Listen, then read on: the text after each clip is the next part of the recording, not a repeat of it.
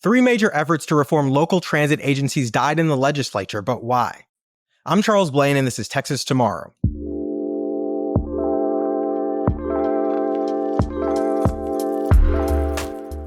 Many of us at the local level are used to protesting various expansions of costly local transit projects.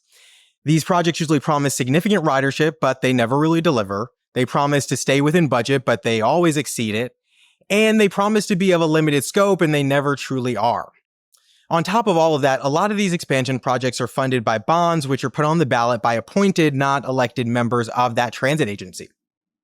So naturally, people are frustrated, and that led to some legislation. 3 pieces of transformative legislation coming from state lawmakers to put some guardrails on these agencies and their projects. But what happened to them is a little bit of a mystery. So we can start with Harris County. State Senator Paul Betancourt filed SB 2722 to address Harris County Toll Roads Authority excess funds. 30% of their excess revenue would go to the city of Houston, instead of just giving this excess revenue to the 4 Harris County commissioners for them to use in their precincts.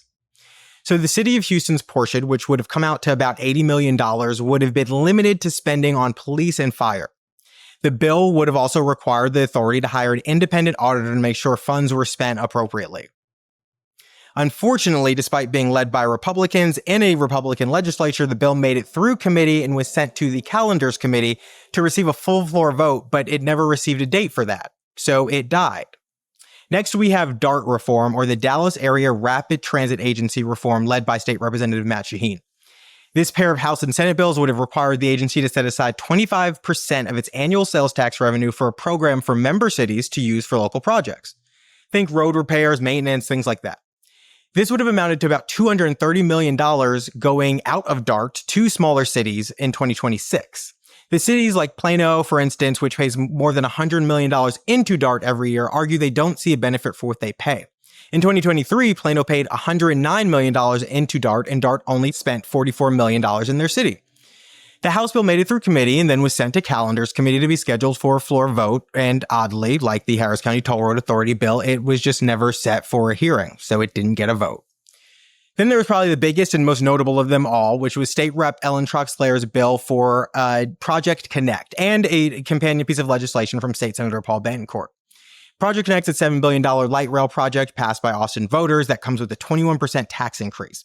The mechanism used to fund it was called into question by opponents who were reaffirmed by the Attorney General, who issued an opinion saying it was not legal. The goal of the legislation was to pretty much enshrine that into state law. Now, this fight didn't just begin this session. Troxler led a same effort last session, and it was almost successful, but for a point of order by a Democratic legislator.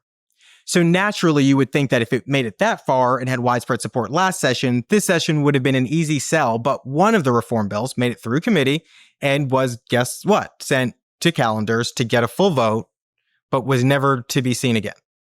One time, okay. 2 times, may draw question, but 3 major transit reform bills all dying in Calendars for no justifiable reason is highly suspicious. Collectively, these projects amounted to billions of dollars in revenue and taxes that many people assume are being misappropriated, not necessarily illegally in all instances, but very much violating the spirit of what they were intended to do. And they all died, with little conversation, little attention, in a committee that is historically known to kill bills. Local officials should ask why. I don't have the answer. The answers might be found in your city halls, they might be found in your transit agencies, or better yet, they're most likely found within the state legislature. So if you live in a city with a major transit agency, or if you live in a city that pays into one, you should question why these bills died.